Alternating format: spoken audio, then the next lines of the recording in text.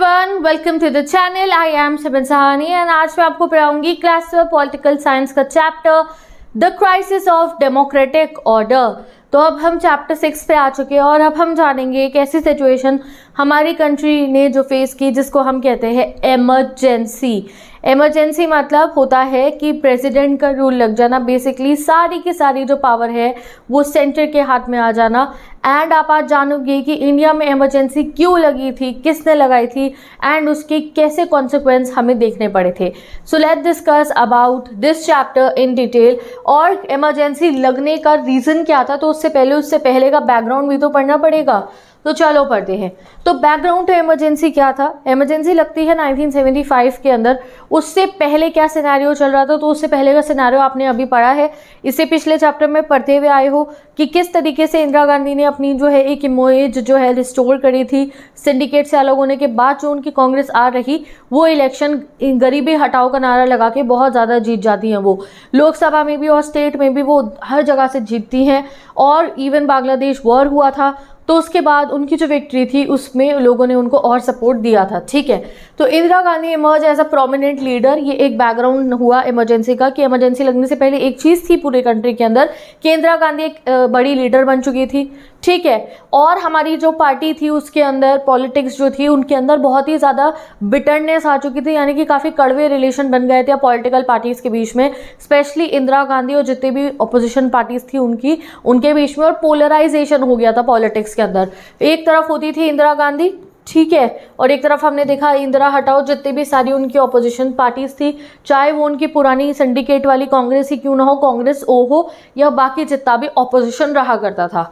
और एक चीज़ सबसे ज़्यादा जो हमारी कंट्री के अंदर इस समय में हुई थी वो ये हुई थी कि जो है सुप्रीम कोर्ट ने जो है पार्लियामेंट को बोला कि आप जो है ना कॉन्स्टिट्यूशन को चेंज नहीं कर सकते हो। कॉन्स्टिट्यूशन के कुछ ऐसे फंडामेंटल एरियाज़ हैं, कुछ ऐसे एरियाज़ हैं जिनको आप चेंज नहीं कर, अगर आप कर रहे हो तो वो चीज़ गलत है। तो आप देखोगे कि ये वो समय था जब हमारी जुडिशरी और हमारे पार्लियामेंट तक के बीच में जो है डिफरेंसेस क्रिएट हुए थे। वैसे आपको पता है कि हमारी जो कॉन्स्टिट्यूशन है वो बिल्कुल ही चेक एंड बैलेंसेस के सिस्टम पे बनी है। We have legislative, executive, judiciary. अगर पार्लियामेंट जो है लॉज ऐसे बनाएगा जो अनजस्ट होंगे तो जुडिशरी है कि आप जुडिशरी उन पार्लियामेंट को रोकेगा कि आप ऐसा नहीं कर सकते हो। अब जब एक समय ऐसा आया पार्लियामेंट ने, यानी कि इंदिरा गांधी की जब सरकार थी उसके बीच में जो है कॉन्स्टिट्यूशन के उन स्ट्रक्चर्स को उन्होंने चेंज करना शुरू करा जो फंडामेंटल थे, जिनको हम जो बहुत ही ज़्यादा ज़रूरी है समझ लो तुम। तो फिर जुडिशरी आती है इनको कहने कि आप ये नहीं कर सकते हो, आप फंडामेंटल राइट्स नहीं बदल सकते हो, आप ये चीज़ नहीं चेंज कर सकते हो। तो इवन जुडिशरी और पार्लियामेंट के बीच में भी जो है डिफरेंसेस क्रिएट होते हैं। Supreme Court rule several government initiatives as unconstitutional. तो इस समय में इंदिरा गांधी ने बहुत सारे ऐसे फैसले लिए थे जो हमारे कॉन्स्टिट्यूशन के भी जो है खिलाफ जा रहे थे। Congress argued that court stands was against democracy and parliamentary supremacy. और जब भी इंदिरा गांधी की पार्लियामेंट के किसी भी एक जो है मुद्दे को जुडिशरी कहती थी कि ये गलत है, इट इज़ अनकॉन्स्टिट्यूशनल, तो वो कहते थे कि अगर आप ऐसे कह रहे हो तो ना ही हम गरीबों का भला कर पाएंगे, और ये तो पार्लियामेंट्री सुप्रीमेसी के आप खिलाफ हो कि पार्लियामेंट के पास ज़्यादा पावर न रहे, that's why you are saying this. ठीक है, तो बहुत सारी प्रॉब्लम्स क्रिएट होती है। Alleged that judiciary was conservative and obstructing poor welfare programmes. जो इंदिरा गांधी की कांग्रेस है वो इस समय पे कहने लगती है कि जुडिशरी बहुत कंजर्वेटिव, यानी कि पिछड़ा हुआ एक जो है बहुत ही पुराने सोच पे चलने वाला एक वो बन चुकी है बॉडी, और ये जो अगर गरीबों का भला करने के लिए जो हमें प्रोग्राम लगाने वो हमें लगाने नहीं दे रही है। इनफैक्ट ऑपोजिशन पार्टीज भी बहुत ही ज़्यादा ना पर्सनलाइज्ड होने लग गई थी कि यानी कि ऑपोजिशन लोगों का रादर देन कि देश के भले के लिए पर्सनल राइवलरीज पे ऑपोजिशन इस समय पे चल रहा था। और जब स्प्लिट हो गया इंदिरा गांधी की कांग्रेस आर का और कांग्रेस होगा, तो उसके बाद तो ये चीज़ और हमारी जो कंट्री की पॉलिटिकल सिस्टम था वो और ज़्यादा वैसा हो गया था, मतलब कि राइवलरी बीच में चल रही है इस टाइप से। जैसे वो म्यूचुअल रिस्पेक्ट होती थी, कंपटीशन होता था, वो सब तो हटता जा रहा था। ठीक है जी, चलो जो भी है। अब इकोनॉमिक सिचुएशन कैसी थी बिफोर इमरजेंसी, इस पे एग्जाम में क्वेश्चन आएगा। Before emergency what was the economic situation of our country, तो बहुत बुरे हाल थे भाई साहब। हमें गरीबी हटाओ का नारा तो इंदिरा गांधी जी ने दे दिया था, बट कोई इतने ज़्यादा हमारे को उसका इफेक्ट नहीं दिखा था। इनफैक्ट और प्रॉब्लम्स हमें झेलनी पड़ रही थी। 1971 के इलेक्शन के अंदर इंदिरा गांधी ने स्लोगन दिया था गरीबी हटाओ, ये तुम्हें भी पता है, मुझे भी पता है, हम पढ़ के आए हैं पिछले चैप्टर में, ठीक है जी। बट जो उन्होंने स्कीम्स लगाई थी उससे कोई इतना जो है इम्प्रूवमेंट आया है, लिमिटेड इम्प्रूवमेंट आया, कोई मतलब आपको कि जितने बड़े बड़े उन्होंने वादे करे थे उस पर वो खरी नहीं उतरी। 71 72 तक कोई ऐसी सिचुएशन नहीं हमारी सुधरी क्या, उसकी जगह हमें प्रॉब्लम्स बहुत फेस करनी पड़ी।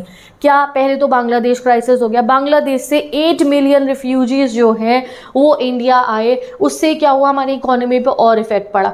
वैसे ही हमारे यहाँ फूड क्राइसिस चल रहे थे और प्रॉब्लम आ गई, इतने सारे रिफ्यूजी आ गए। दूसरा, इस समय में हमारा जो है एक वॉर भी हुआ पाकिस्तान के साथ, जो बांग्लादेश वॉर जिसको हम कहते हैं, तो ये टाइम हमारे लिए बहुत ही ज़्यादा जो है डिफ़िकल्ट हो गया था, क्योंकि इस समय में जो यूएसए था वो हमारे खिलाफ हो गया था। खिलाफ क्या हो गया, तो उसने हमें सपोर्ट नहीं करा, वो पाकिस्तान के सपोर्ट में खड़ा था। तो इसलिए यूएसए से जितना एड आता था, जितनी मदद यूएसए पैसे से हमारी करता था, वो भी खत्म हो गई हमारी इसके बाद से। इसी दौरान राइज हो जाता है ऑयल का प्राइस, कच्चे तेल की कीमत अगर बढ़ जाती है तो भैया इंटरनेशनल मार्केट में वो कीमत बढ़ी, यहाँ महंगाई बढ़ जाती है।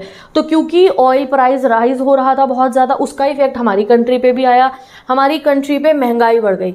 23% जो 1973 के अंदर प्राइसेस थे, 1974 में 30% प्राइस हो जाता है, राइज हो जाता है। तो मैं समझो कि बहुत महंगाई हो रही है।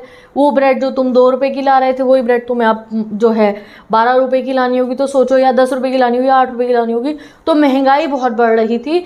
और वही जो चीज़ थी, मतलब आप इतना, मतलब मेरे हाइपोथेटिकल एग्जाम्पल ले रही हूँ कि कोई चीज़ 5 की मिल रही थी तो अब तुम्हें 15 की मिलेगी या 9 की मिलेगी, तो बहुत प्राइस राइज हो गया with in a period of 1 year. और ऐसा नहीं था कि लोगों की इनकम बढ़ी थी, इनकम तो कम हुई थी और प्राइस बढ़ गया था। इंडस्ट्री की ग्रोथ नहीं हो रही थी, इंदिरा गांधी ने जैसे प्रोमिसेस करे थे। अनएम्प्लॉयमेंट बहुत ज़्यादा थी और रूरल एरियाज में बहुत गरीबी थी, बहुत अनएम्प्लॉयमेंट थी। अब क्योंकि इतने चैलेंज हो रहे थे, वॉर पे खर्चा हुआ, पैसा नहीं था कंट्री के पास में, इतना ऑयल प्राइसेस राइज हो रहे थे, तो गवर्नमेंट ने क्या करा, जो गवर्नमेंट के एम्प्लॉयज़ थे उनकी सैलरीज को रोक दिया, फ्रोज कर दिया, रिड्यूस करने के लिए एक्सपेंडिचर को। इससे क्या हुआ, एक्सपेंडिचर रिड्यूस करने के लिए जब उन्होंने गवर्नमेंट एम्प्लॉयज की सैलरीज को रोका तो लोग और गुस्सा हो गए कि यार एक तो इतना खर्चा हो रहा है, महंगाई हो रही है, ऊपर से तुम सैलरी नहीं दे रहे हो। फिर एक और चीज़ हो गई, फेल मॉनसून हो गया। 72-73 में बारिशें भी नहीं आई, मॉनसून भी फेल हो गया, तो एग्रीकल्चर प्रोडक्टिविटी भी डिक्लाइन हो गई हमारी, और फूड ग्रेन आउटपुट 8% से डिक्रीज हो गया, यानी कि खाना और कम हो गया। अब खाना जो फूड ग्रेन था कम हुआ तो क्या होगा, गेहूँ भी महंगा होगा, चावल भी महंगा होंगे, सब चीज़ें महंगी होने लग जाएंगी। तो इतनी सारी इकोनॉमिक डिप्रेशंस हमको झेलने पड़ रहे थे, मतलब इतनी सारी मुसीबतें हमें झेलनी पड़ रही थी। अब इस फेज में क्या होता है, एटमॉस्फेयर ऑफ डिससैटिस्फैक्शन बन जाता है। लोग गुस्सा होते हैं इंदिरा गांधी की सरकार से कि ये क्या हो रहा है, हमें तो बड़े बड़े प्रॉमिस करे गए थे गरीबी हटाई जाएगी, बट कुछ ऐसा हो नहीं रहा है। ठीक है, इकोनॉमिक सिचुएशन कंट्री की वर्स होती जा रही थी। अब इस चीज़ को मुद्दा बना लेते हैं नॉन कांग्रेस पार्टीज, जो इंदिरा गांधी के, ऑब्वियसली पॉलिटिक्स में क्या ही होता है, पावर के लिए सब लड़ते हैं, तो उनको मुद्दा मिल जाता है कि इन्होंने तो कहा था गरीबी हटाएंगे और कोई ऐसा हाल नहीं दिख रहा, अभी तो कंट्री में इतनी इकोनॉमिक सिचुएशन वर्स हो रही है। तो नॉन कांग्रेस ऑफ पार्टीज़ ने जो है फिर प्रोटेस्ट करने शुरू करे, यानी कि लोग हैं उन्होंने जो है नारे लगाने शुरू करे, और वो लोग सड़कों पर उतरे कि महंगाई कम करो, कुछ ऐसी पॉलिसीज लगाओ, महंगाई इतनी हो रही है, और उनको जो है प्रोटेस्ट को सपोर्ट करा सभी ऑपोजिशन पार्टीज ने। ठीक है, सबसे ज़्यादा इस समय में जो रहा था वो था स्टूडेंट का अनरेस्ट। स्टूडेंट बच्चे, आप जैसे आम बच्चे जो थे, कॉलेज के हो गए, स्कूलों के हो गए, उन्होंने सड़कों पे उतर के प्रोटेस्ट करा, क्योंकि उन्हें पता था उन्हें जॉब नहीं मिल रही थी, उनके घर में खर्चे के लिए वो देख रहे थे अपने पेरेंट्स को कि कितना सफ़र करना पड़ा है, महंगाई इतनी बढ़ रही थी। तो स्टूडेंट्स इस समय पे, जो इंडिया का यूथ था, वो उतर के आता है सड़कों पे और प्रोटेस्ट करते हैं वो सिंस द लाइट 1960s तक। तो जो है उन्होंने प्रोटेस्ट करना शुरू कर दिया। ये चीज़ अभी नहीं शुरू हुई थी, लेट 1960s से जो है स्टूडेंट प्रोटेस्ट हमारी कंट्री के अंदर होने शुरू हो गए थे, तो स्टूडेंट्स भी प्रोटेस्ट कर रहे थे। अब इस समय में एक चीज़ और होती है, मार्क्सिस्ट ग्रुप जो होते हैं उनकी जो है ग्रोथ बढ़ने लगती है। मार्क्सिस्ट क्या होते हैं, बेसिकली आप मानो इनको हम कहते हैं known as the Marxist Leninist, और ये ग्रुप वो होते हैं जो ना मतलब रैडिकल मेजर्स में बिलीव करते हैं। रैडिकल मेजर्स मतलब कि इफ़ यू वांट कि इकोनॉमिक डेवलपमेंट हो, प्रोग्रेस हो कंट्री का, तो आप कोई भी मेजर्स अपनाओ। रैडिकल यानी कि वो चाहे वो कोई काफ़ी डोमिनेंट हो जाएं, चाहे उनमें कुछ जो है आपको बहुत ही रूड स्टेप्स लेने पड़े, बट येस आपको इकोनॉमी को डेवलप करना है तो तुम जो मर्जी करो, बट इकोनॉमी डेवलप करो। This group resorted to armed insurgency to overthrow the capitalistic system. और इवन उसको क्या चाहिए था कि स्टेट का फिर रोल बढ़ाओ, प्राइवेट चीज़ों को हटाओ और स्टेट का रोल बढ़ाओ। तो इसमें इन्होंने इवन आर्म्स यानी कि हथियार भी उठा लिए थे, जिससे ये कैपिटलिस्टिक सिस्टम को ओवरथ्रो कर पाए। यही जो मार्क्सिस्ट ग्रुप्स होते थे, इनका नाम था मार्क्सिस्ट लेनिनिस्ट, अब इनको माओइस्ट बोला जाता है। और ये वेस्ट बंगाल के एरियाज़ में बहुत जो है इमर्ज होने लग गए थे। Kind of you can say जो नक्सलाइट एरिया है वहाँ पे ये बढ़ने लग गए थे। नक्सलवाद आपने सुना है, नक्सलाइट्स, तो इनको ही कहा जाता है मार्क्सिस्ट लेनिनिस्ट को ही नक्सलवाइट्स, ठीक है। इनका ये मूवमेंट शुरू हुआ था कि जिससे गवर्नमेंट रेडिकल प्रोग्राम्स लगाए सो दैट जो है डेवलपमेंट हो हमारी सोसाइटी। तो माओइस्ट की भी इन्फ्लुएंस अब हमारी कंट्री में बढ़ने लग गई थी। ये चीज़ आपने उस पर भी पढ़ी थी गाइस, नेपाल के अंदर भी जो है चैप्टर नंबर 3 जो हमारा कंटेम्प्रेरी साउथ एशिया लगा कि नेपाल में माओइस्ट ग्रुप लॉन्च हुए थे। और तब भी आपको ये कनेक्शन बताया गया था कि माओइस्ट की इन्फ्लुएंस से हमारी कंट्री में भी नक्सलवाइट्स बढ़ रहे थे। तो वही नक्सलवादी जो होते हैं वही माओइस्ट इनको गिवन है यहाँ पे। तो वो हमारी कंट्री के वेस्ट बंगाल से जो है एरियाज़ के अंदर जो है वो मूवमेंट स्टार्ट होता है और फिर वो बाकी एरियाज़ में भी जाता है हमारी कंट्री के। अब आपके बुक में ऐड नहीं है, उनके जो लीडर थे जिन्होंने ये मूवमेंट को स्टार्ट करा था उनका नाम था चारू मजुमदार, और जो है दार्जिलिंग से ये शुरू हुआ था।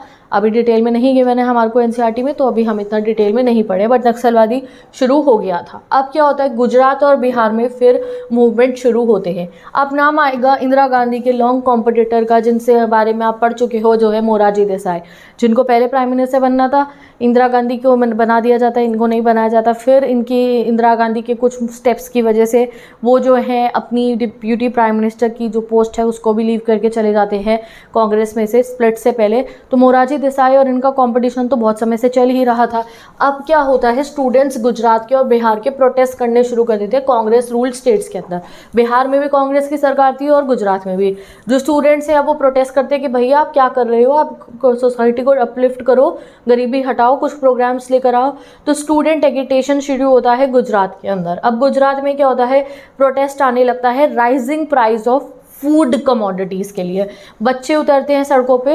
एंड ये प्रोटेस्ट किस लिए होता है कि जो फूड ग्रेन का प्राइस है, कुकिंग ऑयल का, सरसों का तेल हो गया, जो भी ऑयल हो गया उसका, और बाकी जो अनाज है, दाल वगैरह हो गई, सब्जी हो गई, इसका इतना ज़्यादा प्राइस क्यों बढ़ रहा है, आप इस पर तो कुछ कम करने की कोशिश करो। ऑपोजिशन पार्टीज़ ने इस जो मूवमेंट था उसको बहुत ही ज़्यादा सपोर्ट करा एंड जो है leading to president's rule in Gujarat. इसका रिजल्ट क्या हुआ, इंदिरा गांधी यहाँ पे प्रेसिडेंट का रूल लगवा देती हैं, यानी कि उनको जो है स्टेट का रूल हट जाता है और जो है प्रेसिडेंट रूल यहाँ पे आ जाता है, यानी कि कांग्रेस की सरकार गिर जाती है और प्रेसिडेंट रूल यहाँ पे लग जाता है। Opposition parties demanded new state legislative election. अब यहाँ पे ऑपोजिशन पार्टी ने क्या कहा कि अब इंदिरा गांधी की सरकार तो हट गई, कांग्रेस की सरकार हट जाती है, प्रेसिडेंट रूल है, वो कहते हैं आप जल्दी से यहाँ फ्रेश इलेक्शन कराओ और देखो फिर कौन जीतता है। नई हमारी स्टेट गवर्नमेंट बनेगी, हमारे लिए नए लॉज बनाएगी। मोरारजी देसाई की लीडर थे कांग्रेस ओके एंड ड्राइवर थे इंदिरा गांधी के, आपको पता है इतने समय से। उन्होंने कहा इनडेफिनेट फास्ट करूंगा मैं अगर नए इलेक्शन नहीं होते हैं तो क्या होता है, 1974 में प्रोटेस्ट होता है। प्रोटेस्ट में डिमांड करी जाती है आप करप्शन खत्म करो, फूड ग्रेन और इसका प्राइस जो राइज हो रहा है वो कम करो। ऑपोजिशन पार्टीज ने इस प्रोटेस्ट को सपोर्ट करा।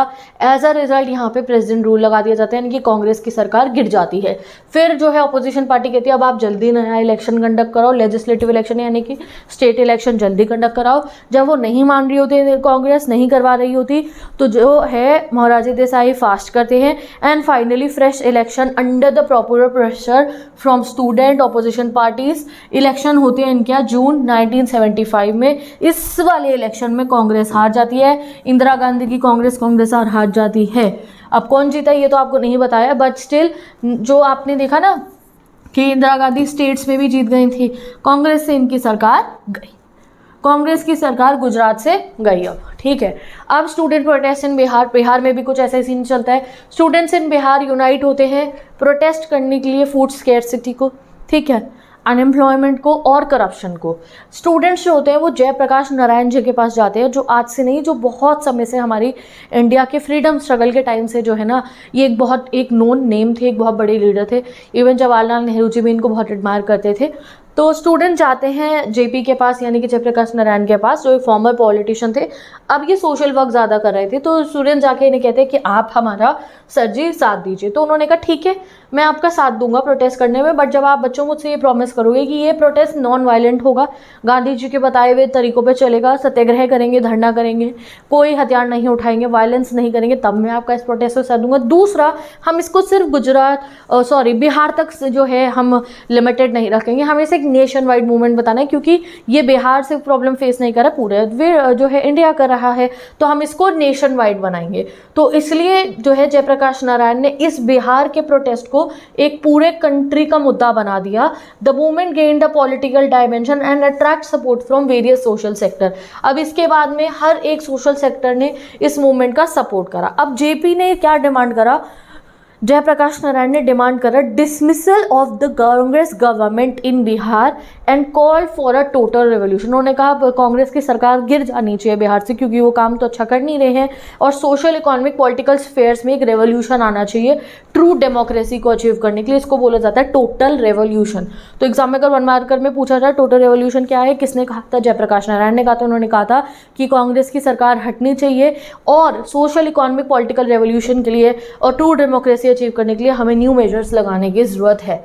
अब क्या होता है, आगे पढ़ते हैं। एस्केलेशन ऑफ प्रोटेस्ट, बहुत सारे बंद गैरहोहास स्ट्राइक्स होते हैं, ये एक तरीका होता है प्रोटेस्ट करने का against the Bihar government which refuse to resign. Indira Gandhi की जो सरकार थी बिहार के अंदर, वो रिजाइन करने को नहीं मान रहे थे। नॉन कांग्रेस जितनी भी ऑपोजिशन पार्टीज थी, भारतीय जनसंघ हो, कांग्रेस हो, भारतीय लोकदल हो, सोशलिस्टिक पार्टी हो, सब ने जेपी को, जयप्रकाश नारायण को रैली में ज्वाइन करा। तो मतलब एक तरफ कांग्रेस की सरकार चल रही है बिहार में, जनता भी उससे ना खुश हो, ऊपर से सारी ऑपोजिशन भी आगे, बड़े बड़े लीडर्स आके कहने लगे सरकार हटाओ। अब इसके साथ में क्या होता है, इस समय पे पीपल्स मार्च टू पार्लियामेंट करते हैं Jayaprakash Narayan ji. Jayaprakash Narayan ji led a significant march to parliament. It was one of the largest political rallies in the capital. तो ये प्रोटेस्ट करने के लिए कि आप बिहार में अपनी सरकार गिराओ, जो है नेशन वाइड, और ये मुद्दा वो बनाना चाह रहे थे, तो पार्लियामेंट तक का वो रैली निकालते हैं। ये बहुत बड़ी रैली थी जो हमारी दिल्ली के अंदर हुई थी, कैपिटल लिखा है ना, दिल्ली के अंदर हुई थी। इसमें सभी लीडर्स थे, चाहे भारतीय जनसंघ के हो, कांग्रेस हो के हो, भारतीय लोकदल के हो, सब जो है एक ऑल्टरनेटिव जो है शो कर रहे थे इंदिरा गांधी का। एंड जो है वो सबके सब किसको अल्टरनेटिव शो कर रहे थे, इंदिरा गांधी का, जयप्रकाश, वो कहते हैं जयप्रकाश नारायण अब हमारे सामने एक नई लीडर है, ये एक ऑल्टरनेटिव है इंदिरा गांधी के। जेपी के जो मेथड थे एंड आइडियाज़ थे उनको कहीं कहीं जगह क्रिटिसिज्म मिला, क्योंकि वो एंटी कांग्रेस मूवमेंट जो है, इंदिरा गांधी क्या कहती थी कि ये तो सब एंटी कांग्रेसिज्म चल रहा है। कुछ लोगों को भी ये लगता था कि रैदर देन कि ये मुद्दा सिर्फ ये है कि गरीबी हटी नहीं है, फूड सिक्योरिटी है नहीं कंट्री के पास में, रैदर देन जो स्टूडेंट की पर्सनल डिमांड थी ना कि भाई हमारे को क्या चाहिए, हमारे को महंगाई कम चाहिए, हमें जॉब चाहिए, घर के राशन तक कितना महंगा हो रहा है, रैदर देन उस चीज़ पे फोकस करा जाए।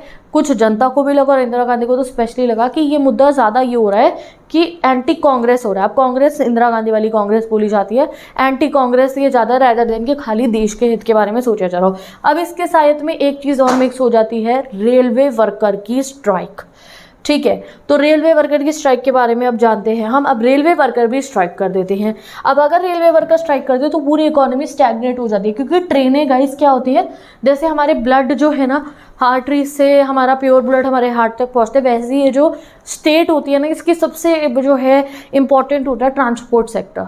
तो रेलवेज जो है, जो रेल की पटरियां हैं, वो तुम्हें तो एक जगह से दूसरी जगह पहुंचाएंगी for trade business purpose also, but जो गुड्स हैं वो भी तो आते हैं। तो अगर रेलवे रुक गई तो स्टैग्नेट हो जाती है पूरी इकोनॉमी। तो अब जो है railway stopping for over a week would inconvenience and many people hold the economy age. अब क्या होता है, 1974 में रेलवे वर्कर भी स्ट्राइक कर देते हैं।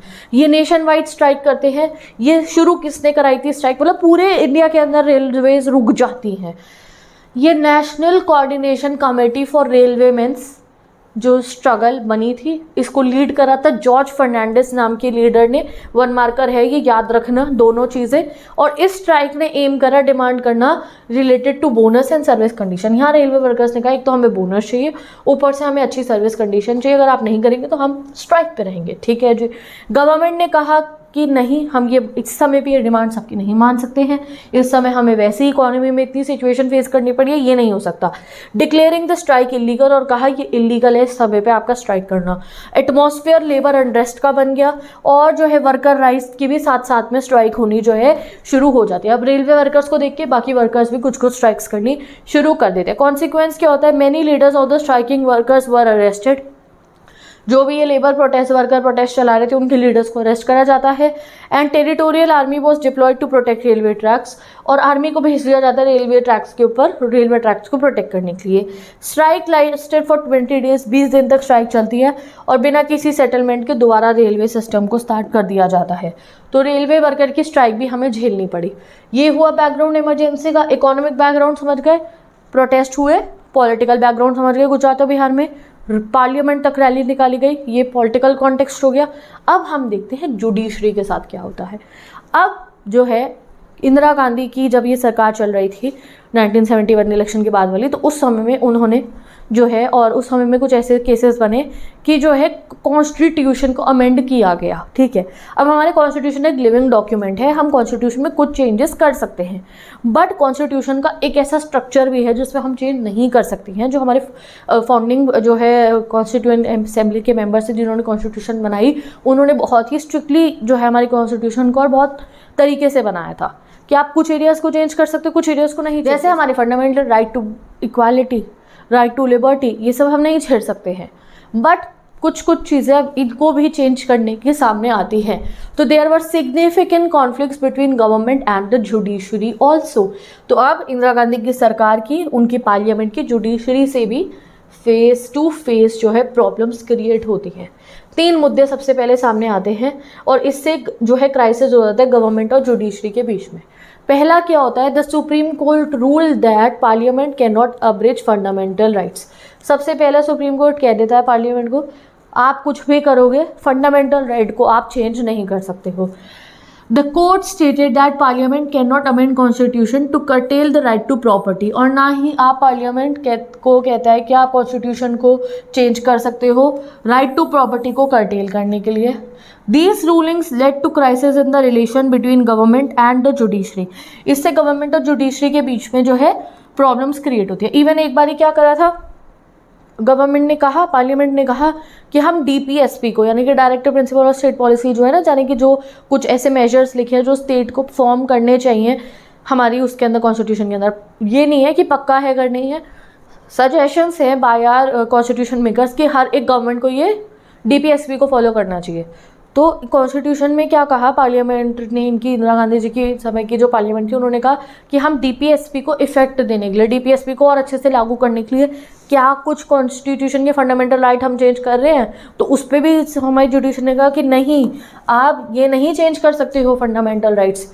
फिर केशवानंदा भारती केस के बाद से और टेंशन्स इसमें इंक्रीज हो जाती हैं, और केशवानंदा भारती केस के बारे में हम अपनी पहली क्लासेस में पढ़ चुके हैं। ये केस एक बहुत ही वास्ट केस है, बट अगर मैं तुम्हें शॉर्ट में बताऊँ तो केशवानंदा भारती केस के अंदर जो है रिलेटेड टू दिस ओनली कि जो है पार्लियामेंट फंडामेंटल राइट्स हमारे कॉन्स्टिट्यूशन के उस एरिया को छेड़ सकती है या नहीं। तो बहुत सारे जजेस, सबसे ज़्यादा जजेस की जो है बेंच बैठी थी, बड़े बड़े सीनियर जजेस बैठे थे, और उन्होंने फिर ये रूलिंग दी थी कि नहीं, कुछ भी हो जाए, जो पार्लियामेंट है यानी कि जो गवर्नमेंट है वो उन्होंने एक प्रॉपर स्ट्रक्चर एरिया बताया था जिनमें फंडामेंटल राइट्स आते हैं, जिनमें और भी कुछ चीज़ें आती है, कि ये वो एरिया है हमारी कॉन्स्टिट्यूशन का जिसे अमेंडमेंट के थ्रू जो है पार्लियामेंट चेंज नहीं कर सकती है। तो this was the Kesavananda Bharati case. क्योंकि इससे पहले जो पार्लियामेंट चल रही थी इंदिरा गांधी जी की, उन्होंने कॉन्स्टिट्यूशन के अब काफ़ी एक्ट लगाए थे, अभी तुम्हें नहीं पढ़ना है, वो कॉन्स्टिट्यूशन को में अमेंडमेंट करने उन्होंने शुरू कर दिए थे। तो मतलब व्हाट शी वाज डूइंग, वो कॉन्स्टिट्यूशन के फंडामेंटल राइट्स तक पहुंच गई थी, कुछ कुछ चीज़ों को चेंज करा जा रहा था बाय द पार्लियामेंट। तो अब जुडिशरी ने कहा कि भाई ऐसा नहीं होगा। तो the landmark case Kesavananda Bharati case जो मैंने आपको बताया, establish that certain basic features of the constitution cannot be amended by parliament। अभी तो जुडिशरी और इंदिरा गांधी की सरकार के बीच में क्या जो है डिफरेंसेस क्रिएट हुए। पहला, केशवानंदा भारती केस के थ्रू डायरेक्ट जुडिशरी कह देती है आप कॉन्स्टिट्यूशन के जो फंडामेंटल राइट्स हैं, कुछ सर्टेन बेसिक फीचर्स हैं, उनको नहीं छेड़ सकते हो और अमेंड नहीं कर सकते हो। ठीक है, उसके साथ में following the supreme courts 1973 decision The government appointed Justice A.N. Rai to Chief Justice to India, bypassing the seniority of 3 judges who had ruled against the government. अब पहला मुद्दा तो यही हो गया केशवानंद भारती केस वाला। अब इससे अगला मुद्दा क्या होता है, चीफ जस्टिस ऑफ इंडिया को अपॉइंट करने का। 11th में पढ़ा था हमने चीफ जस्टिस ऑफ इंडिया के बारे में भी, उनके रोल के बारे में भी। तो chief justice of India is a very senior post of her country. तो जो हमारी कंट्री के सबसे सुप्रीम जजेस में से एक होते हैं ना, काफ़ी सीनियर, उनका बहुत एक्सपीरियंस के बेसिस पे जो है सीनियरिटी और एक्सपीरियंस के बेसिस पे चीफ जस्टिस ऑफ इंडिया को अपॉइंट करती है। कौन करती है? गवर्नमेंट करती है। अब गवर्नमेंट किसकी थी? इंदिरा गांधी की थी। और अभी अभी जो है एक बेंच बैठी थी जजेस की, जिन्होंने इनको जो है रूल को खिलाफ कर दिया था केशवानंद भारती केस में कि आप कॉन्स्टिट्यूशन के इस एरिया को चेंज नहीं कर सकते हो। तो अब जब चीफ जस्टिस ऑफ इंडिया को अपॉइंट करने की बारी आई तो गवर्नमेंट ने क्या करा, 3 जो सीनियर जजेस थे उनकी जगह जो 4th नंबर पे जज आते थे उनको चीफ जस्टिस बना दिया था, जिनका नाम था A.N. राय। तो A.N. राय से भी ज़्यादा एक्सपीरियंस 3 और जजेस थे और उनकी सीनियरिटी और ज़्यादा थी। उनको साइडलाइन करके A.N. राय को बना दिया जाता है। क्यों? क्योंकि वो जो 3 जजेस थे जो बहुत सीनियर थे, उन्होंने केशवानंदा भारती केस में रूलिंग गवर्नमेंट के खिलाफ करी थी। तो ये तो पर्सनल राइवलरी चल रही है, ये इसमें देश का भला तो नहीं हो रहा है। तो इसलिए जो है ये दूसरा मुद्दा निकलता है कि what is this government doing, ये क्या हो रहा है गवर्नमेंट में कि आप जो है जो सीनियर जज, जैसा हमारा चलन है कि सीनियर मोस्ट जज बनेंगे, आप ऐसा क्यों कर रहे हो कि आप जो है जो 4th नंबर के जज हैं उनको आप जो है बना रहे हो। The appointment was politically controversial, बहुत कॉन्ट्रोवर्सी होती है और इससे पता चला, highlighted the mixing of constitutional interpretations and political ideologies. People close to the prime minister started talking of the need for a judiciary and the bureaucracy committed to the vision of executive and legislature. जो लोग जो है prime minister यानी कि इंदिरा गांधी के close रहते थे, वो कहते थे कि जुडिशरी तो आप जो है पार्लियामेंट के हक में रहती ही नहीं है, जितने भी लॉज बना रही है वो पार्लियामेंट के जो है समझती ही नहीं है पार्लियामेंट को। और the climax of the confrontation was of course the ruling of the high court declaring the Indira Gandhi's election invalid. अभी आप आगे देखोगे कि जब इतना कुछ ये गवर्नमेंट कर रही होती है तो फाइनली इंदिरा गांधी के इलेक्शन को ही इनवैलिड कह दिया जाता है। वो क्यों कहा जाता है वो आगे पढ़ेंगे। तो आप देख सकते हो कि ये 2 हाई पॉइंट थे जो है कॉन्फ्लिक्ट के between judiciary and the parliament. अब एक समय ऐसा आता है कि जो है इंदिरा गांधी जो इलेक्शन जीती थी ना, मतलब लोकसभा का जो इलेक्शन जीती थी, कहाँ से जीती थी? इलाहाबाद से जीती थी सीट, जिससे जब ये प्राइम मिनिस्टर बनी ना 1970, वो इनकी उस इलेक्शन के जीतने को ही इनवैलिड बता दिया जाता है और इसी वजह से आगे चल के इमरजेंसी लगती है। चलो आगे बढ़ते हैं, क्या होगा ये देख सकते हो आप। ये इंदिरा गांधी बैठी हैं और इसके पीछे लिखा है कंडीशनल स्टे ऑर्डर। क्या मतलब है इसका भी बताती हूँ तुम्हारे को, ठीक है। चलो पढ़ते हैं। अब 12 जून आ जाता है, 1975 शुरू हो गया। जस्टिस जगमोहन लाल सिन्हा जो थे इलाहाबाद हाई कोर्ट के, वो इंदिरा गांधी का जो इलेक्शन था लोकसभा का उसको इनवैलिड कहते हैं कि ये जो जीती हैं ये सही तरीक़ों से नहीं जीती हैं। जब ये जीती थी ये इलेक्शन को तो उन्होंने जो गवर्नमेंट के एम्प्लॉयज़ थे उस समय के, उनकी मदद ली थी। और यू नो दैट कि जब हमारा इलेक्शन कैंपेनिंग होती है और उसके इलेक्शन के दौरान जो है जो भी लीडर्स हैं वो कोई भी गवर्नमेंट एम्प्लॉयज़ की और कोई भी गवर्नमेंट मैकेनिज़्म का हेल्प नहीं ले सकते हैं, ठीक है।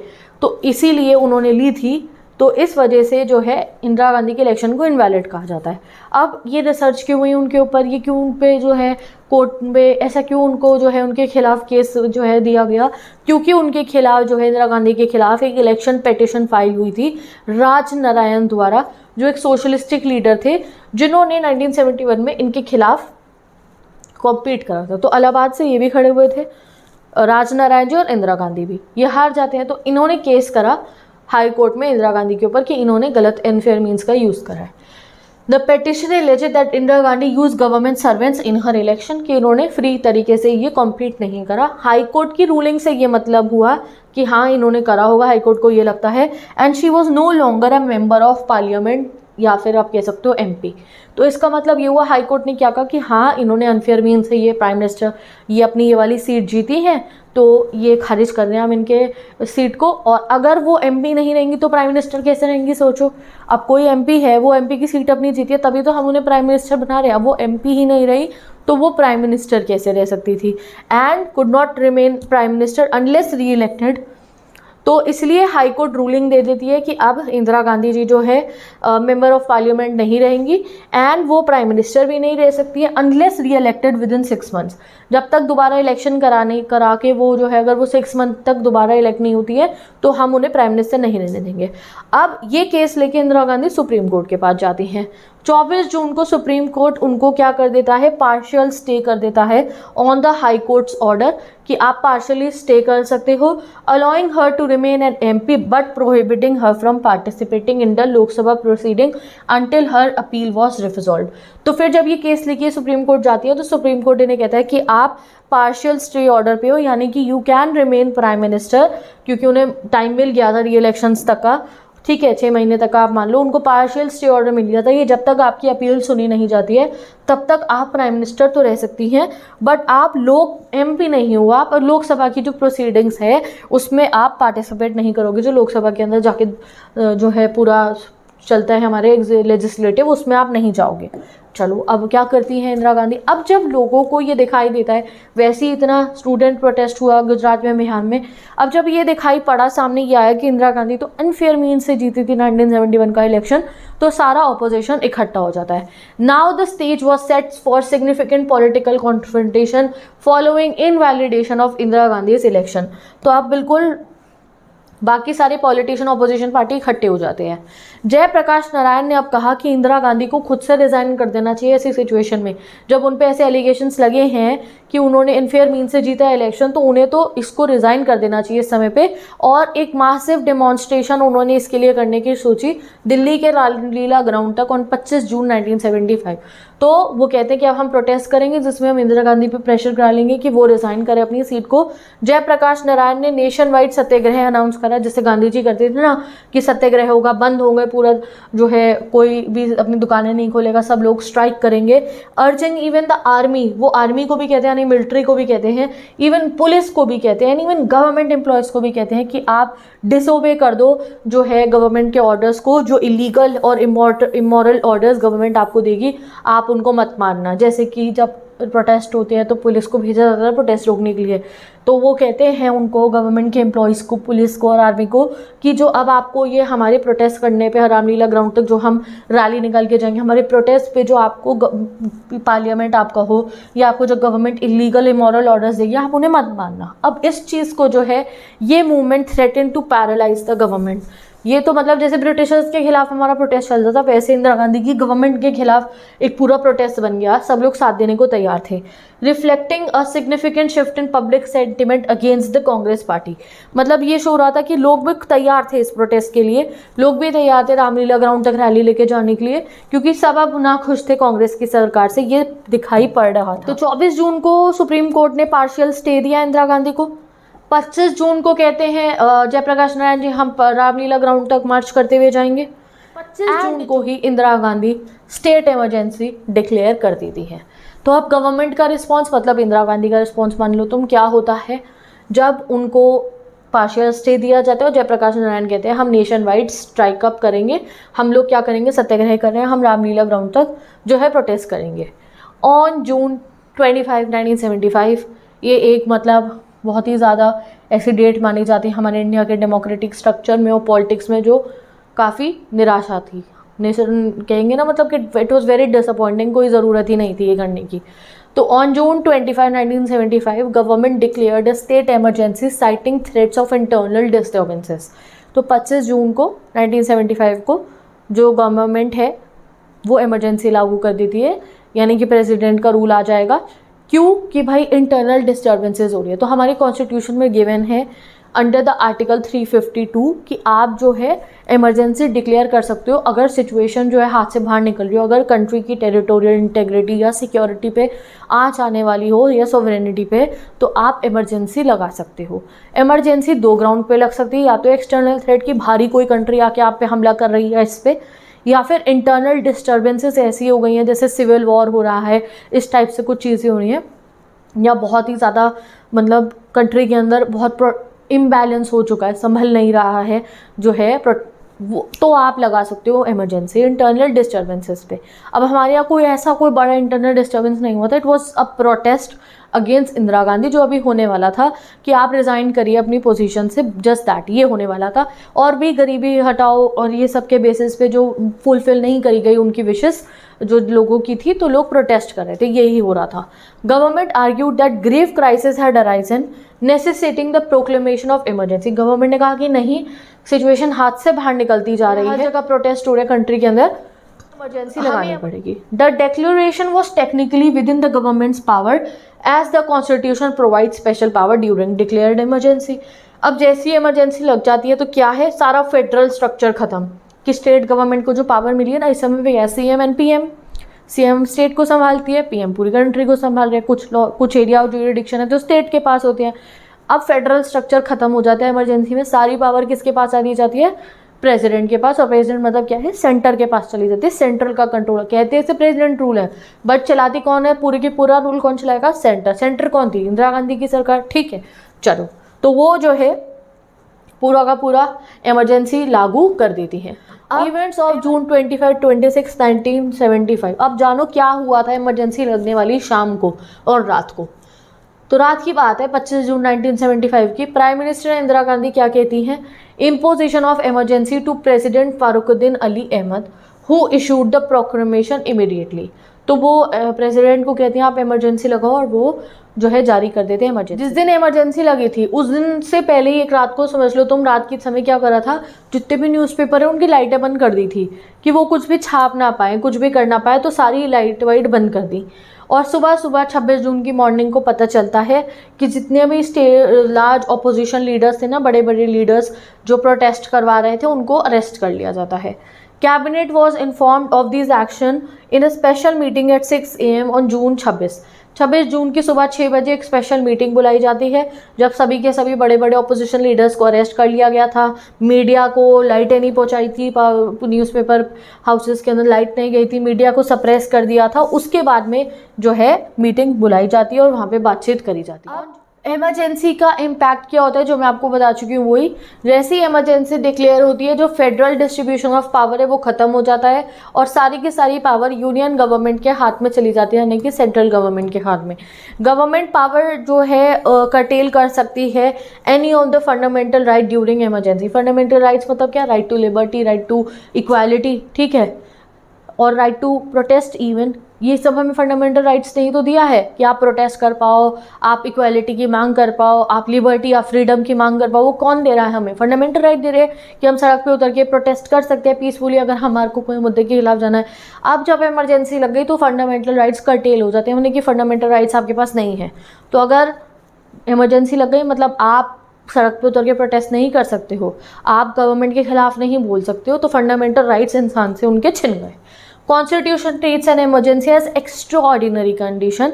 अब हमारे आप सोचोगे कि हमारे कॉन्स्टिट्यूशन मेकर्स ने इमरजेंसी जैसी चीज़ क्यों रखी कॉन्स्टिट्यूशन में, तो वो इसलिए है क्योंकि कुछ ऐसी सिचुएशंस कभी हो सकती है कंट्री के अंदर जिन्हें इमरजेंसी लगा के हम डील कर सकते हैं।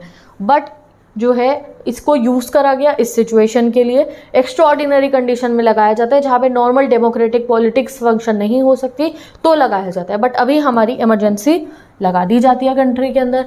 इवेंट्स ऑफ जून 25, 26 क्या होते हैं, इमरजेंसी डिक्लेयर होती है तो क्या होता है, तो जैसे इमरजेंसी डिक्लेयर होती है तो गाइस सबसे पहले तो कोई भी तरीके की आप स्ट्राइक, बंद, गिरवा, प्रोटेस्ट किसी भी फॉर्म का नहीं कर सकते हो, और बड़े बड़े अपोजिशन लीडर्स को तो जेल कर दिया गया था।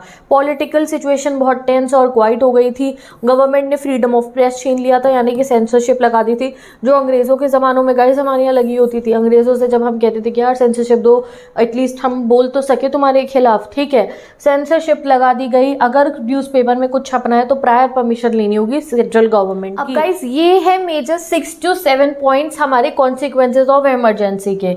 ये कोर एरिया बनाते हैं हमारे इस चैप्टर का, जो मैं अभी तुम्हें बता भी चुकी हूँ, बट एक बार मैंने पॉइंट फॉर्म में लिख दिया है। विजिबल हो रहा होगा आई होप आपको, क्योंकि थोड़ा कलर पेन का सही नहीं था, बट चलो फिर भी तुम देख लो जितना दिख रहा है। ये अगर ये पॉइंट तुम्हें अपने दिमाग में, this is the keywords.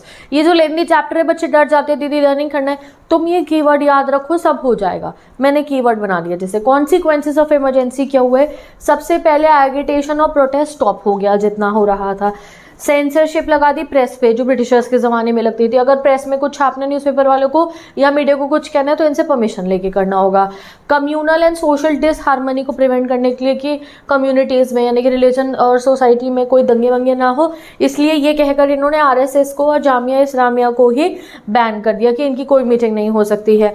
Protest करना मना हो गया, स्ट्राइक करना मना हो गया, कोई भी पब्लिक एजिटेशन आप नहीं दिखा सकते, सड़क पे उतर के आप जो है ऐसे मीटिंग वीटिंग करके अपना आंदोलन करना, ये सब आप नहीं कर सकते हो।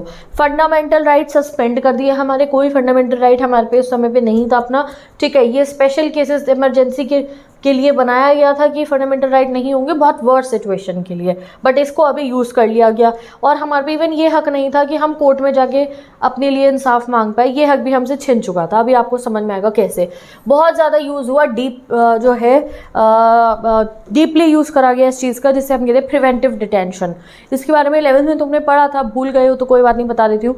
प्रिवेंटिव डिटेंशन मतलब होता है जब भी देखो किसी को अरेस्ट करा जाता है, यानी कि उसको पुलिस जेल में रखती है, अरेस्ट करके लेके जाती है, तो किस बेसिस पे ले जाती है कि उसने कोई ऑफेंस करा है, कोई चोरी करी है, चकारी करी है, कुछ भी, कोई मतलब किसी को नुकसान पहुंचाया है, कोई उसने ऑफेंस करा है तो ही ले जाया जाता है, तभी तो गिरफ्तारी होती है।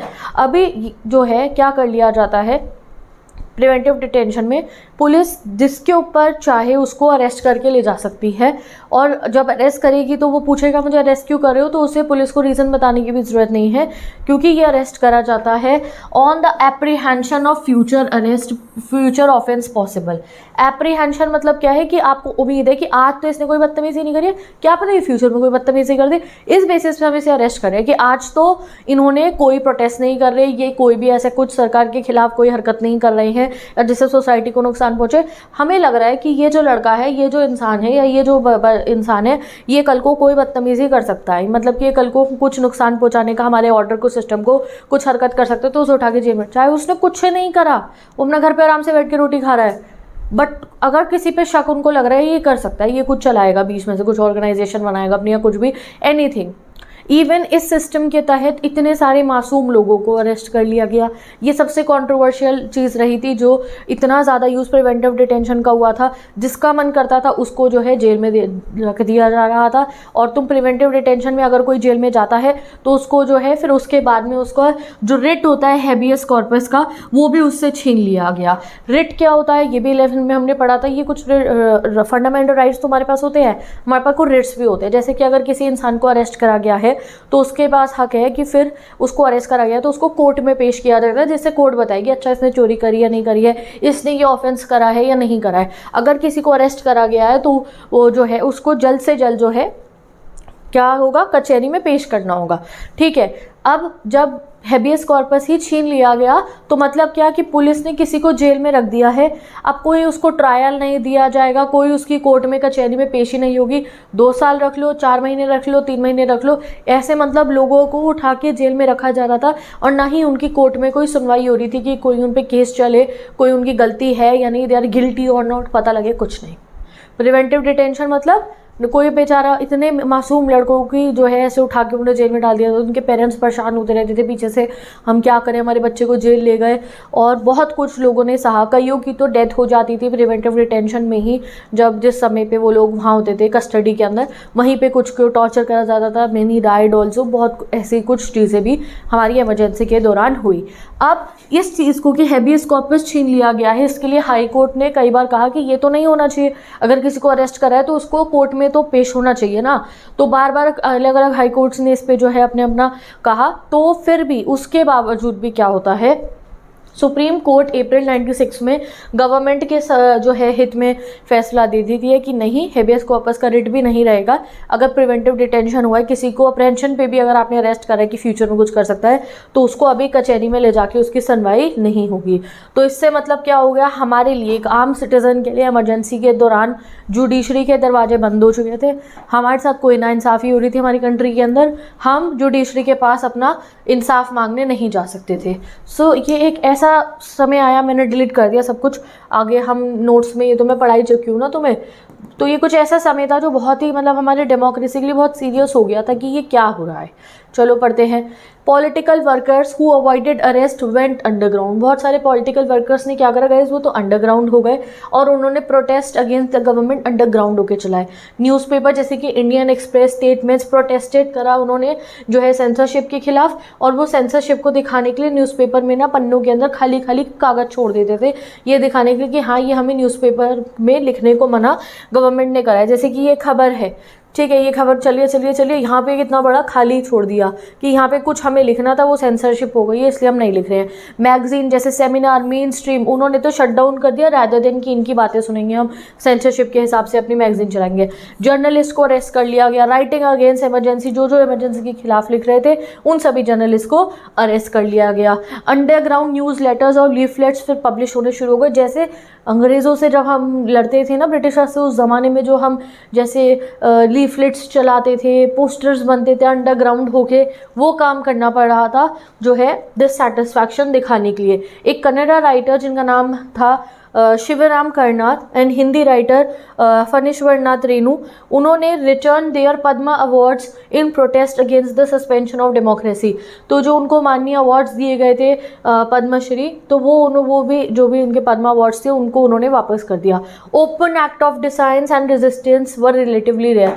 कोई सामने से आके डिफायंस कर ही नहीं पाता, तो उसे पता था ये हमें जेल में जो है डाल देंगे।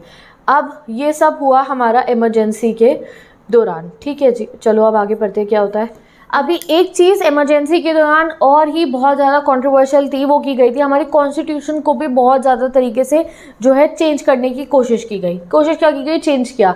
सबसे पहले क्या कर दिया इंदिरा गांधी जी का, जैसे आपको याद होगा कि उनका तो इलेक्शन ही इनवैलिड आ गया था, उनको तो स्टे ऑर्डर पे वो चल रही थी इस समय तक, ठीक है, कि उनको जो वो जीती थी इलाहाबाद से, उनका इनवैलिड कह दिया था कि वो अनफेयर मीन से जीती अपना जो इलेक्शन है, तो उनकी एमपी की सीट जा रही थी, जो वो मेंबर ऑफ पार्लियामेंट थी, वो सीट उनकी लोकसभा की उनके हाथ से छिन गई थी, वो पार्लियामेंट की प्रोसीडिंग में भी नहीं जा रही थी। अब उन्होंने क्या करा, कॉन्स्टिट्यूशन के अंदर एक अमेंडमेंट करके क्या करवाया कि ruling of the high court जो हुई थी हम उसको खारिज कर रहे हैं। ये जो है जितनी भी इलेक्शंस होते हैं प्राइम मिनिस्टर के, प्रेसिडेंट के या वाइस प्रेसिडेंट के, उनको कोई भी चैलेंज नहीं कर पाएगा कोर्ट में। यानी कि प्राइम मिनिस्टर के, प्रेसिडेंट के और वाइस प्रेसिडेंट का जो इलेक्शन है उसकी जो सीट है उसके खिलाफ आप कोर्ट में नहीं जा सकते हो बोलने की इनवैलिड है या समथिंग लाइक दैट। तो मतलब वो भी उनकी टेंशन खत्म कि उनकी वो स्टे ऑर्डर पे जो थी वो भी उनकी वो टेंशन खत्म हो गई। दूसरा इन्होंने 42nd यानी कि 42nd मतलब 42 अमेंडमेंट पास करा कॉन्स्टिट्यूशन का। इसमें इन्होंने क्या करा, बहुत सारी सिग्निफिकेंट चेंजेस करे थे जो हम पहले पढ़ चुके हैं, बट जो सबसे सिग्निफिकेंट चेंज हुआ था वो ये हुआ था कि जो ड्यूरेशन होती है लेजिस्लेचर की उसको 5 साल से 1 साल और प्लस कर दिया था उसमें। यानी कि जैसे आपको पता है सरकार कितने समय के लिए बनती है, 5 साल के लिए बनती है, तो उसमें 1 साल और ऐड कर दिया, ठीक है, 6 साल कर दिया उसको। और नॉर्मल इमरजेंसी जब अगर लग जाए तो नॉर्मली में जो है 1 साल और प्लस हो जाता है। तो मतलब कि देखो फर्स्ट अभी इलेक्शन रिसेंटली कब हुए थे, 1971 में जब इंदिरा गांधी जीती थी। तो अगर इमरजेंसी लग गई 75 के अंदर तो ऑटोमेटिकली इलेक्शन को आप 1 साल पोस्टपोन कर सकते हो। तो इलेक्शन कब होने चाहिए थे, 76 में होने चाहिए थे, तो अब होते हमारे इलेक्शन जो है 77 के अंदर, कि भैया इमरजेंसी लगी है 77 में होंगे। बट अब इन्होंने क्या कर दिया कि 1 साल और आगे हो जाएगा। तो क्या होगा भैया, इसका मतलब तो ये होगा कि इलेक्शन 1978 के अंदर होंगे। तो 1 साल तो इमरजेंसी की वजह से बढ़ जाता, और दूसरा इन्होंने खुद ही कर दिया, और ये सिर्फ इमरजेंसी के दौरान ही परमानेंटली कि 6 साल रहेगी सरकार, ये इन्होंने कर दिया, ठीक है। ऐसा इन्होंने जो है कॉन्स्टिट्यूशन के अंदर भी चेंजेस करने शुरू कर दिए। अब हम देखते हैं कि गाइस हमने क्या चीज़ लर्न करी इमरजेंसी से, इतनी जो नाइंसाफ़ी इमरजेंसी के दौरान हुई, क्या चीज़ हमने इमरजेंसी के थ्रू जो है लर्न करी, ठीक है। एक चीज़ हमने सबसे पहले लर्न करी कि जो इमरजेंसी है जिस बेसिस पे लगाई गई वो भी हमें ध्यान रखने की, चेक करने की ज़रूरत है। Emergency highlighted both strengths and weakness of India's democracy. हमारी इंडिया की डेमोक्रेसी की स्ट्रेंथ और वीकनेस दोनों ही हमें इमरजेंसी के थ्रू पता चल गई, क्योंकि इमरजेंसी के समय पे जो हमारी डेमोक्रेसी है, जो हमारे राइट्स है, देखा ना वो हमसे कैसे छिन गए थे। तो ये हमें समझ में आ गया कि इमरजेंसी के अंदर कि हमारे इंडिया के लिए उसका डेमोक्रेसी स्ट्रक्चर कितना ज़्यादा जो है ना मतलब इम्पॉर्टेंट है। सबसे पहले तो ये ग्राउंड कि किस ग्राउंड पे आप इमरजेंसी लगा रहे हो, ये सोचने की अब हमें ज़रूरत थी। फिर ये सोचा गया कि गाइस जो हमारा इमरजेंसी लगना चाहिए, it can only be declared in cases of armed rebellion. देखो इमरजेंसी अगर इंटरनल डिस्टर्बेंसेस पे लग रही है तो वो एटलीस्ट तब लगनी चाहिए जब गोली उठा के कोई आर्म रिबेलियन आपसे हो रहा हो। अभी हमारा सिंपल प्रोटेस्ट पे इमरजेंसी लगा दी गई थी। Union cabinet must provide written advice to the president to proclaim an emergency.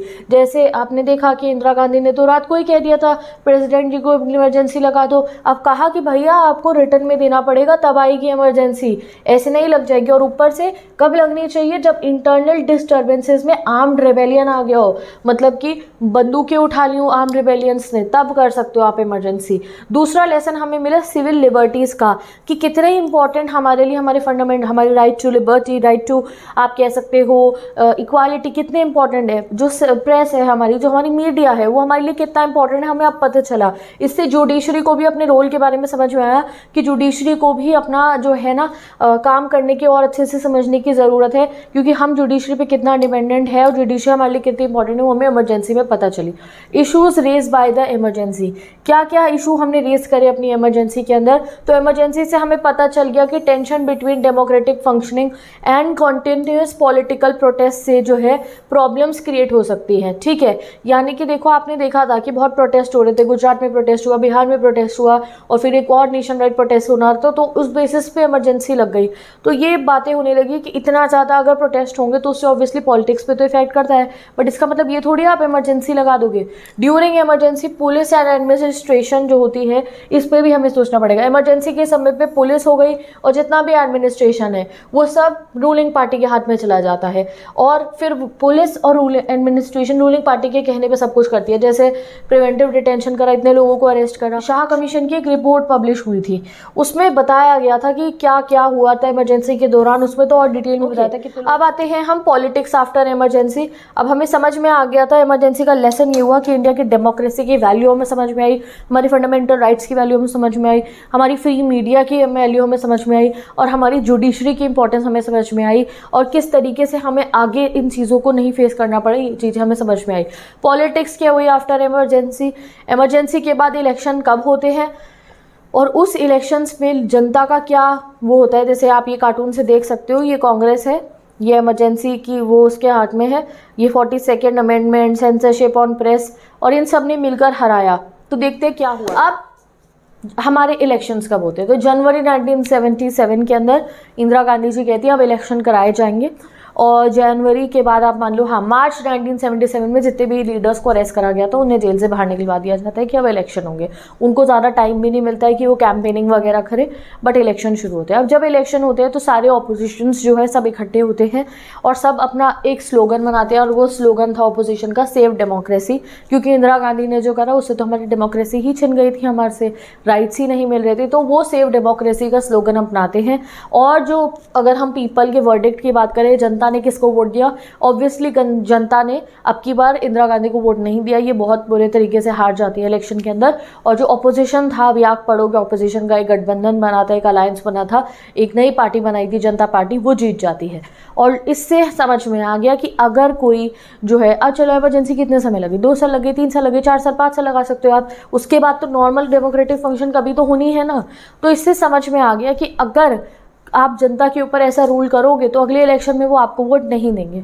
तो यही होता है, इंदिरा गांधी अगले इलेक्शन में हार जाती हैं, बहुत बुरे तरीके से हार जाती है। और इससे समझ में आ जाता है कि डेमोक्रेसी की वैल्यू क्या है। और ये आप रीड करो, आउटकम से ये पता चला that government seen as anti democratic, India के अंदर एंटी डेमोक्रेटिक गवर्नमेंट को जनता वोट नहीं देगी। तो अब पढ़ते हैं हम लोकसभा इलेक्शन 1977 कौन कौन पार्टिसिपेट करा, क्या था। तो जनवरी 1977 में 18 मंथ इमरजेंसी के बाद में मैं आपको बता चुकी हूँ, गवर्नमेंट अनाउंस करती है इलेक्शन कराएंगे। सारे ऑपोजिशन लीडर्स को सबको जेल से निकाल दिया जाता है, और क्योंकि उनके पास टाइम कम था फिर भी वो लोग अपनी ऑपोजिशन पार्टी बनाते हैं जिसका नाम वो रखते हैं जनता पार्टी। जनता पार्टी को लीड करते हैं जयप्रकाश नारायण जी। कांग्रेस के बड़े बड़े लीडर्स और भी काफ़ी लोग उसको ज्वाइन करते हैं, और उनका मेजर एजेंडा क्या होता है कि हम इमरजेंसी कि जो है जो कुछ भी हुआ ना इमरजेंसी के दौरान वो लोगों को बताएंगे और सेव डेमोक्रेसी हमारा जो है नारा रहेगा। Some Congress leaders formed a separate party Congress for democracy. कुछ कांग्रेस के लीडर्स ने अपनी एक अलग पार्टी बनाई जिसका नाम रखा कांग्रेस फॉर डेमोक्रेसी, और ये जगजीवन राम के अंडर में बनी थी जो एक काफ़ी बड़े लीडर थे कांग्रेस के। ये भी बाद में जनता पार्टी के साथ मर्ज हो जाते हैं। जनता पार्टी ने इलेक्शन को रेफरेंडम बना दिया ऑन इमरजेंसी। जो इमरजेंसी में हुआ ना, उन्होंने उसी चीज़ को अपना मुद्दा बनाया और बिल्कुल सही बनाया कि नॉन डेमोक्रेटिक नेचर गवर्नमेंट को हम कभी जो है रूल क्यों करने दें। यही होता है। वाइड स्प्रेड अरेस्ट, उन्होंने एजेंडा के अंदर लोगों को बताया देखो इतने अरेस्ट हुए, इतनी सेंसरशिप हुई, एंड आंसर यही होता है कि जितने भी लोग जब वोट डालने जाते हैं तो कांग्रेस को ज़्यादा वोट्स नहीं मिलते हैं एंड कांग्रेस को हरा दिया जाता है। जयप्रकाश नारायण इस समय पे एक बहुत प्रोमिनेंट फिगर की तरह निकलते थे जो हमारी कंट्री की डेमोक्रेसी को बचाने वाले थे। Formation of Janata party help consolidated non Congress votes also. और अगर जनता पार्टी नहीं बनती तो अब भी ऐसा हो सकता था कि नॉन कांग्रेस वोट स्प्लिट हो जाते कि कोई ने किसी पार्टी को दी, किसी ने किसी। अब इनका एक अपना प्रॉपर पार्टी बन गई थी जनता पार्टी, तो इससे क्या हुआ, नॉन कांग्रेस वोट स्प्लिट नहीं हुए और जो इलेक्शन का रिजल्ट आता है ऑब्वियसली कांग्रेस हार जाती है।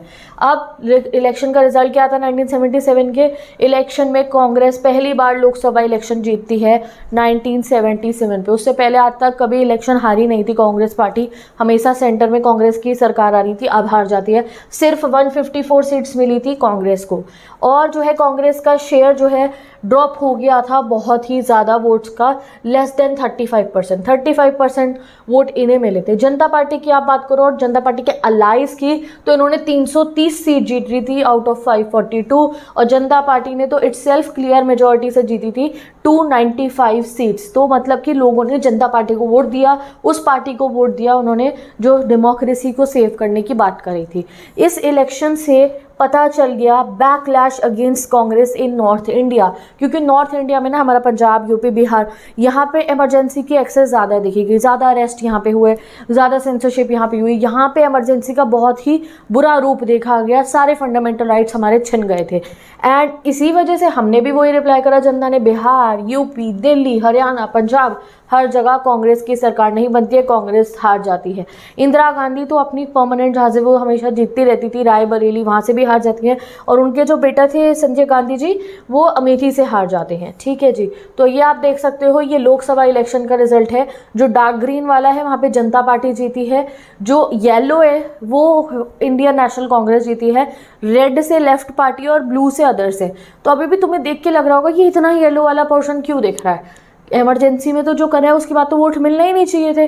बट आप देखोगे कि साउथ इंडिया की तरफ में बहुत ज़्यादा अभी भी जो है डेमोक्रेसी इतनी हमारी आ जाने के बाद उस पर भी क्या हुआ है, यहाँ वोट मिले हैं कांग्रेस को। क्यों मिले यहाँ पे वोट? तो क्योंकि साउथ इंडिया के अंदर ना इमरजेंसी का इतना एक्सेस नहीं देखा गया था, नॉर्थ इंडिया में ज़्यादा लगी थी इमरजेंसी, मतलब कि ज़्यादा अरेस्ट हुए थे एंड ऑल दैट जो मैंने आपको बताया। तो रीजनल वेरिएशन क्यों था पॉलिटिकल डायनामिक्स में? तो देखो आप महाराष्ट्र में एंड इवन गुजरात में, उड़ीसा में कुछ कुछ जगहों पे तो थोड़ा बहुत सीटें जीती है, जैसे कि गुजरात में यहाँ येलो दिख रहा है आपको, और महाराष्ट्र में दिख रहा है आपको, ठीक है, और उड़ीसा में भी आपको दिख रहा है। क्यों ऐसा क्यों है, इन्होंने क्यों वोट दिया? क्योंकि इफेक्ट ऑफ इमरजेंसी हर जगह इक्वल नहीं था। नॉर्थ इंडिया में बहुत ज़्यादा था, इसलिए नॉर्थ इंडिया में मिडिल क्लास जो थे उन्होंने कांग्रेस को वोट देना बंद कर दिया और उन्होंने जनता पार्टी को वोट दिया। तो 1977 का जो इलेक्शन था वो immediate impact of the emergency पे बेस था, और इससे हमारा पॉलिटिकल कॉम्पिटिशन चेंज होने लग गया था। अब जनता गवर्नमेंट के बारे में हम पढ़ेंगे कि जनता पार्टी की जब गवर्नमेंट बनती है तो प्राइम मिनिस्टर कौन बनते हैं। तो जनता पार्टी की जो गवर्नमेंट है वो इमर्ज हुई थी 1977 के इलेक्शन के अंदर, और ये जो है इनके अंदर एक प्रॉब्लम थी, इनमें यूनिटी नहीं थी। इनकी यूनिटी का बस एक ही वो था कि सेव डेमोक्रेसी, क्योंकि जो इमरजेंसी के दौरान हुआ उसके खिलाफ हम सब इकट्ठे हुए हैं। इन पार्टी के जो लीडर्स इनके बीच में कंपटीशन बहुत था, यानी कि प्राइम मिनिस्टर कौन बनेगा, पावर किस पे ज़्यादा रहेगी। अब राइवल जैसे कि इंदिरा गांधी के जो इतने समय से राइवल चल रहे हैं ना, मोरारजी देसाई, 3 प्रोमिनेंट लीडर्स थे जो हमारे सामने उनका नाम था कि भाई ये बनेंगे कौन, प्राइम मिनिस्टर। पहले मोरारजी देसाई, दूसरे थे चौधरी चरण सिंह जी जो भारतीय लोक दल के और एक फार्मर लीडर थे उत्तर प्रदेश से, और तीसरे थे जगजीवन राम जो कांग्रेस के बहुत बड़े लीडर थे।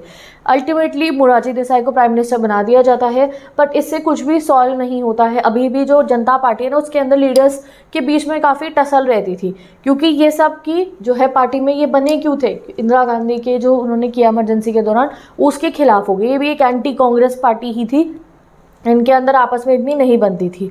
ये देख सकते हो आप, oath taking by the first non Congress government in centre in 1977। तो ये पहली बार ऐसा हुआ था कि कोई नॉन कांग्रेस गवर्नमेंट हमारी बनी थी।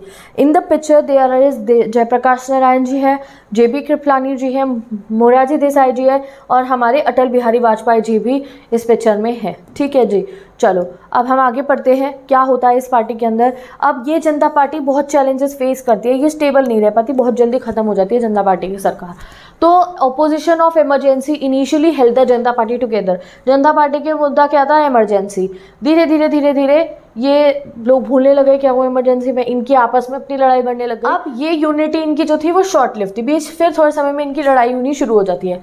क्रिटिक्स आर्ग्यू करती है जनता पार्टी का कोई डायरेक्शन नहीं है, कोई स्ट्रॉन्ग लीडरशिप नहीं है इनकी, और आपस में ये काफ़ी टसल रहते हैं इनके बीच में, ना कोई इनके पास प्रॉपर प्रोग्राम है।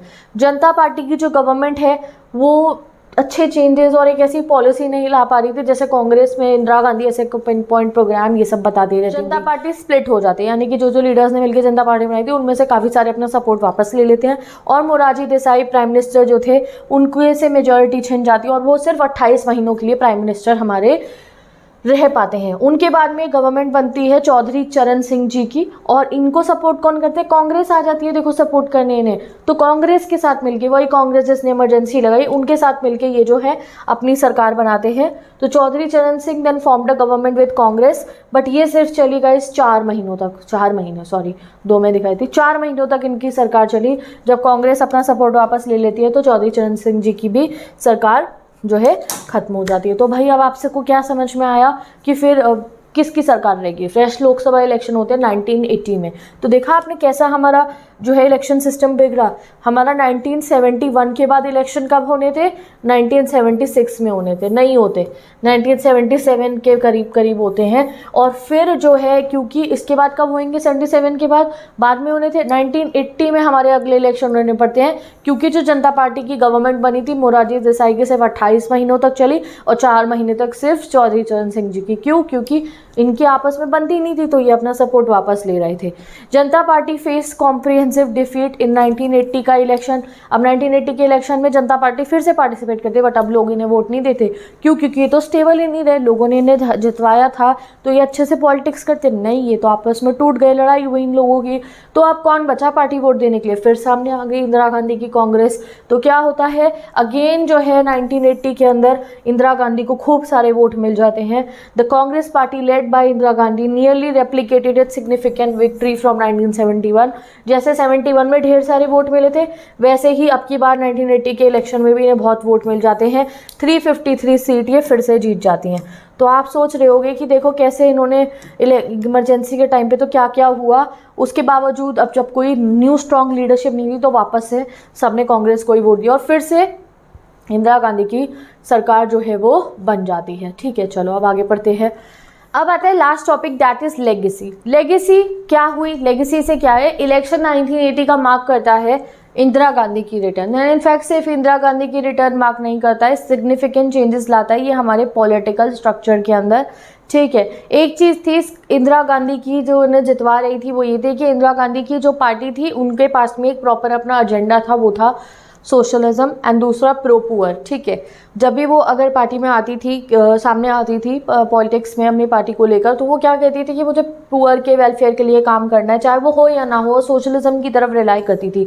ऑन द अदर हैंड जो अपोजिशन पार्टीज थी वो लंबे समय तक क्यों नहीं टिक पाती थी या लोग वोट क्यों नहीं देते थे? क्योंकि उनका सिर्फ एक मुद्दा होता था, नॉन कांग्रेसिज्म, उनके पास स्ट्रॉन्ग ग्राउंड और पॉलिसी नहीं हुआ करती थी। नेक्स्ट, ये जो समय था इस दौरान बैकवर्ड क्लास जो पॉलिटिक्स है वो भी जो है बैकवर्ड कास्ट पॉलिटिक्स भी मर्ज होने लग गई थी। 1977 के इलेक्शन में जो जनता पार्टी जीती थी उस समय पे हमने देखा कि जो बैकवर्ड कास्ट हैं उनका जो रोल था वो बहुत ज़्यादा था, और साथ ही के साथ में उसके बाद में जो स्टेट लेवल पे भी इलेक्शन हुए थे, बहुत सारे नॉर्थ स्टेट्स के अंदर ही जो लीडर्स जीते थे वहाँ पे हमने देखा कि जो सरकारें बनी नहीं उनको सपोर्ट आया था बैकवर्ड कास्ट के लीडर्स के through, highlighting the growing political power of the backward caste leader. ठीक है, तो उसके बाद में बिहार में भी केस हुआ था, उसके बाद मंडल कमीशन बिठाई थी जनता पार्टी ने, जिसके बारे में आगे लास्ट चैप्टर में मैं पढ़ाऊंगी।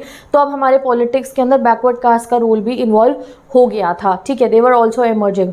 अब साथ ही के साथ में लास्ट टॉपिक आता है इमरजेंसी या पीरियड ऑफ क्राइसिस। इस चैप्टर का नाम क्राइसिस और डेमोक्रेटिक ऑर्डर क्यों है वो ये बता रखा है इस चैप्टर के एंड के अंदर। यहाँ बहुत ही पेचीदा लैंग्वेज यूज़ करी गई है, आई एम सॉरी, बुक में भी ऐसी थी, मैं तुम्हें हिंदी में आराम से बता देती हूँ। सबसे पहला क्राइसिस का पीरियड इसलिए था कि हमारी जुडिशरी हमारी पार्लियामेंट के बीच में ही कॉन्फ्लिक्ट हो गए, ठीक है।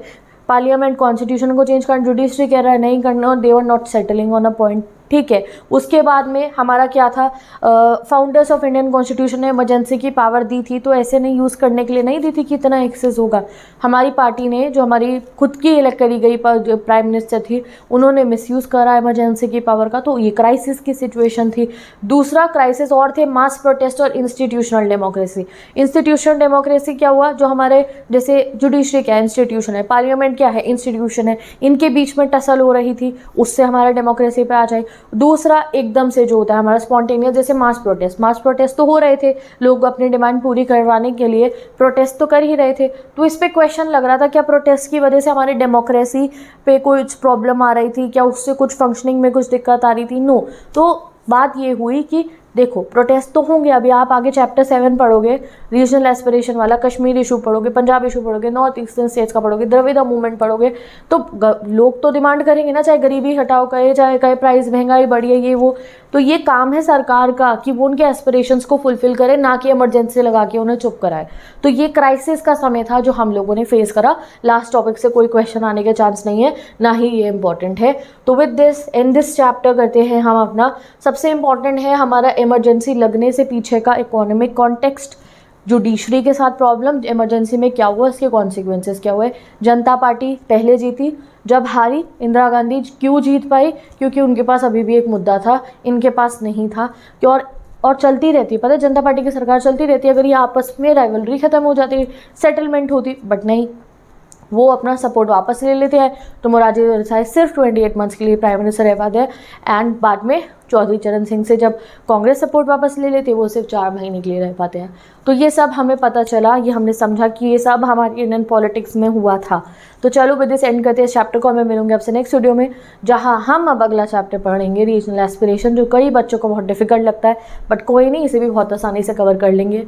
Bye bye, take care and best of luck. बेहतरीन नोट्स बन चुके हैं, इंस्टाग्राम से जाके चेक कर सकते हो।